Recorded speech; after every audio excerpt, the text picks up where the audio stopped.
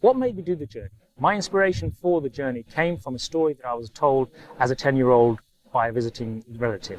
The relative had in 1979 driven on his own from London to Bangladesh. Ever since I heard the story, I wanted to do the same journey with my own car. The dream or goal of wanting to achieve this feat stayed with me until 2005.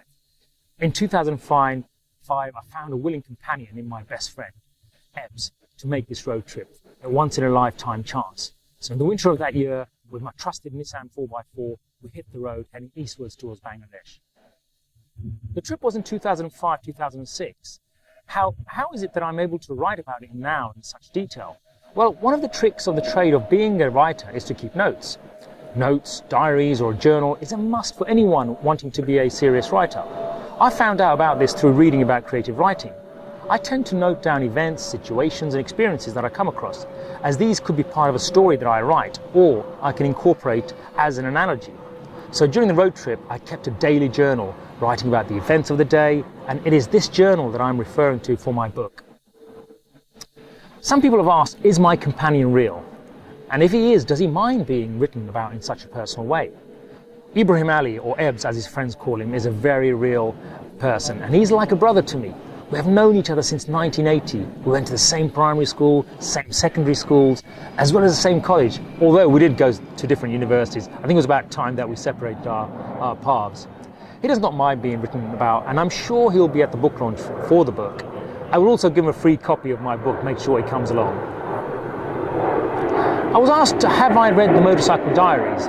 And if so, do I think my book is a Euro/Asian version of it? Alas, I'm sorry to say that I have not read Che Guevara's Motorcycle Diaries. I'll endeavour to read it sometime soon. However, I have heard of it and I know the general gist. And I guess it can be said that my trip was my own journey of discovery. What I find amazing is that men and women have been travelling forever since the dawn of time, and every story is unique and it enriches those that experience it. My wanderlust will forever be a part of me until the day I depart from this planet of ours. Upon reflection, how did the journey affect me? Well, the journey was over 8,000 miles in 21 days, and for that duration there wasn't much time for reflection. After we arrived in Sylhet, the following day I was driving back to my dad's place, having left Ebbs with at his parents' place. I stopped halfway on the drive. I pulled up on the side of a road, and on both sides the paddy fields were flooded. There was not a single vehicle, man, nor beast to be seen in any direction. The peace and serenity that came over me was very emotional. I stood there, leant against my car, just watching the wind kissing the surface of the waters, causing the light to dance over the ripples. At that moment, the reality of the drive hit home, and even though my home is London, I was happy to be in the land of my fathers. Bangladesh was just as much my home as England, and I breathed out and relaxed for the first time in 3 weeks.